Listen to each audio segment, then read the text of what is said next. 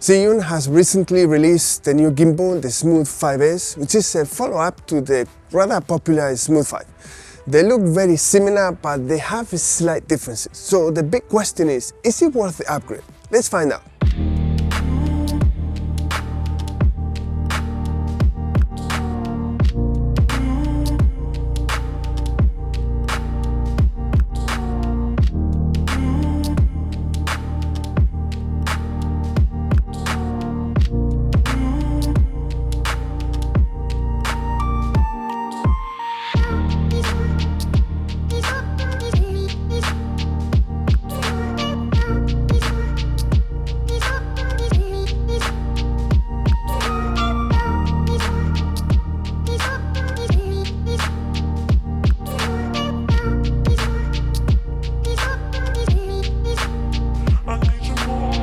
This that you see here is the main difference between the Smooth 5 and the Smooth 5S. It's this onboard built-in light.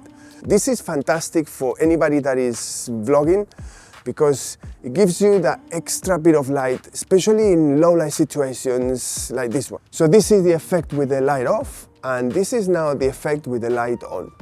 And as you can clearly see, it does brighten up my face, and obviously I can increase or whoa, that's quite strong actually, that's probably too much. You want it something like that. Okay, so it's enough to brighten my face without really washing all the details, you know. And this is what the main difference between the 5S and the 5 is. Ergonomically are very similar, feature-wise are pretty much the same.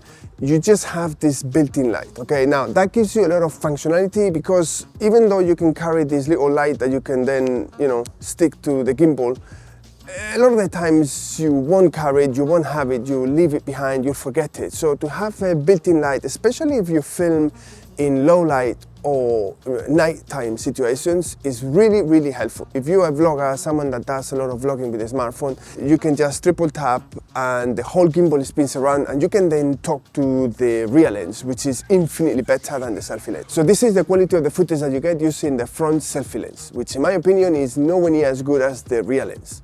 So as you can clearly see, the rear lens is infinitely better than the front selfie lens. And another aspect of this gimbal that is really interesting is that it's really easy to switch from horizontal to vertical filming, as I've done here. And the same functionality applies. You can shoot with the front selfie lens, so you can triple tap at the reset button and then the whole gimbal spins around. And you can then do your vlogging with the rear lens, whether it's TikTok, Instagram or YouTube Shorts. You have that flexibility that you can switch from horizontal to vertical, whatever it is that you want to do, in no time.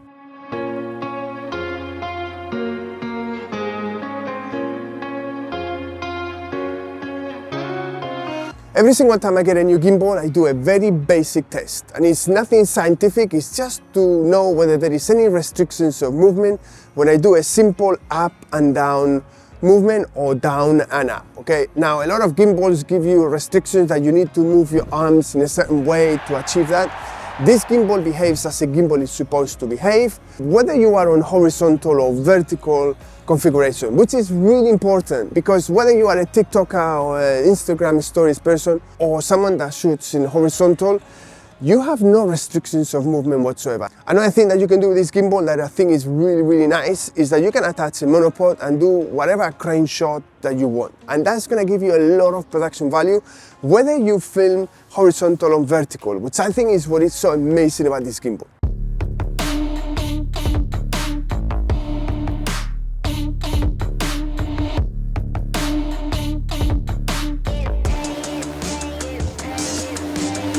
Now that's all well and good, but how about payload? Because this is something that is really important because not everybody is going to be using the gimbal in this basic configuration, which is the phone on its own. You can even use big smartphone cases like the Small Rig, which when I first put it on, I was really impressed because I never imagined that the mount would be wide enough to fit the case. So in that regard, yes, you can use your Small Rig case and you can use a wide angle lens and a filter. You know, I tested with about 450 grams or 480 grams and thereabouts. But the simple fact that you can put so much weight onto this and it will take it, it's really, really amazing.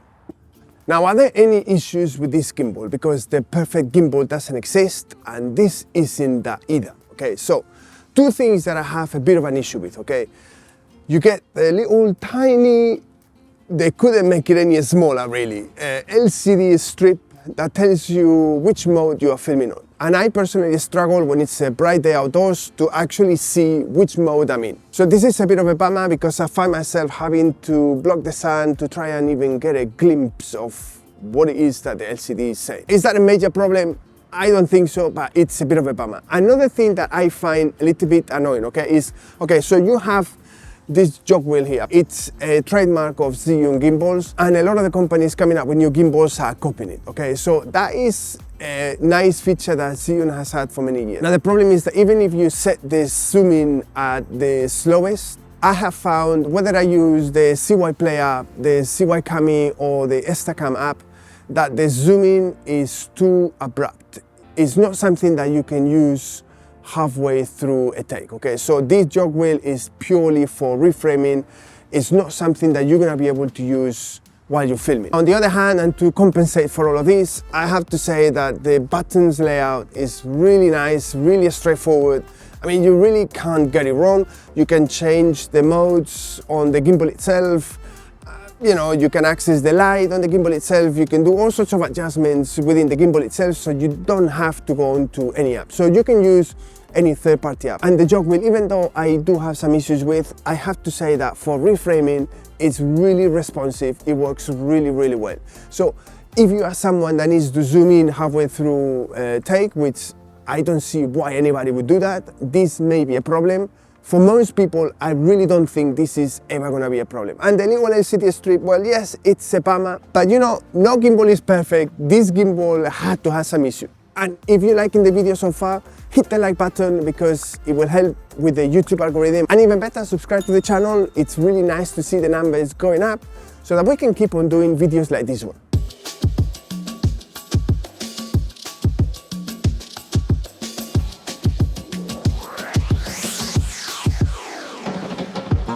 Zhiyun gives you the ability to use 3 different apps, which I think it's amazing flexibility, because regardless of what level you are in, whether you are basic, intermediate or advanced, you have an app for you and you can get some really amazing looking footage. Okay, so you have the ZY Cami, which is a very basic app, but it does everything that an app is supposed to do. You have the ZY Play app, which I personally only use if I want to remotely control the gimbal. And then you have the Instacam app, which is a much more advanced app, which gives you a lot of flexibility and functionality similar to what Filmic Pro does. You go zebras, you go picking, you go LUTs, you can choose all sorts of different lenses very quickly. You can have all sorts of lines, you know, lots of adjustments, false color. It gives you a lot of flexibility and functionality that you're not gonna get with any other app.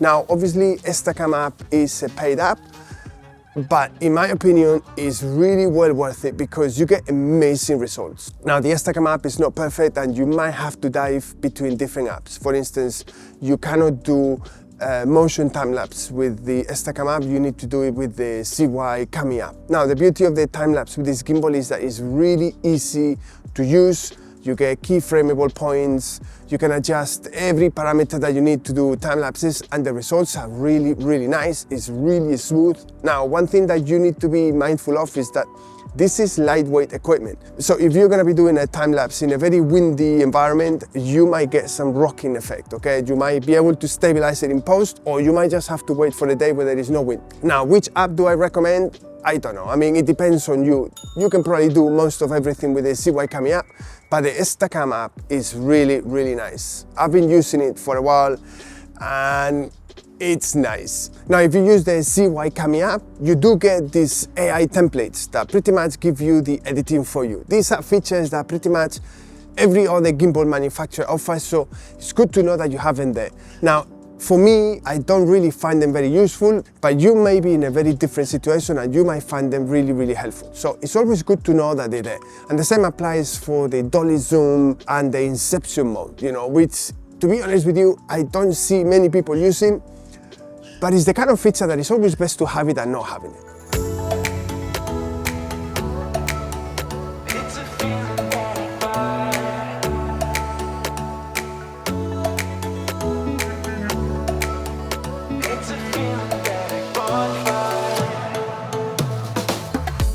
If the tracking feature is something that you get a kick out of, this gimbal does it, and it does it really well, but very different than most of the gimbals out there in the market, okay? So yes, you can do tracking with the front selfie lens, but you want to do it with a rear lens because it's infinitely better than the selfie lens. And the way to do it here is very simple and yet very effective, okay? So you just triple tap, and all you need to do is tap once on the reset button, and then the gimbal is now tracking your face, and then you can do all your talking without having to worry about the camera being off frame or your face out of it. Okay, now the problem I have with these tracking features is that they usually tend to keep everything or whatever it is that they're tracking in the middle of the frame. So even if you reset the framing down on the joystick, eventually it's gonna go back and reset to the middle of the frame. So I don't use it very often, but maybe you do. Personally, I think it's a bit of a waste, but it's always best to have it and not having it.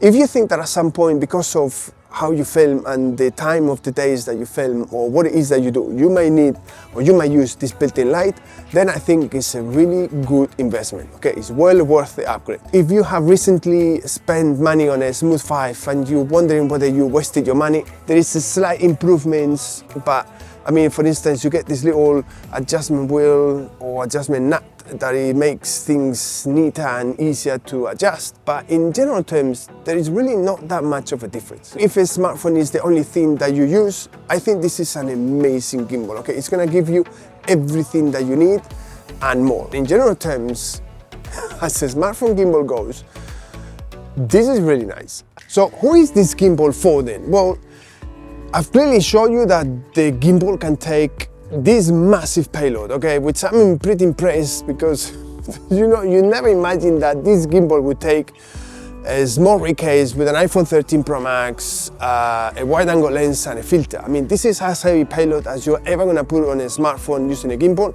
and this gimbal clearly can take it. Now, this is a gimbal probably better geared for someone that is gonna be using a phone and a filter.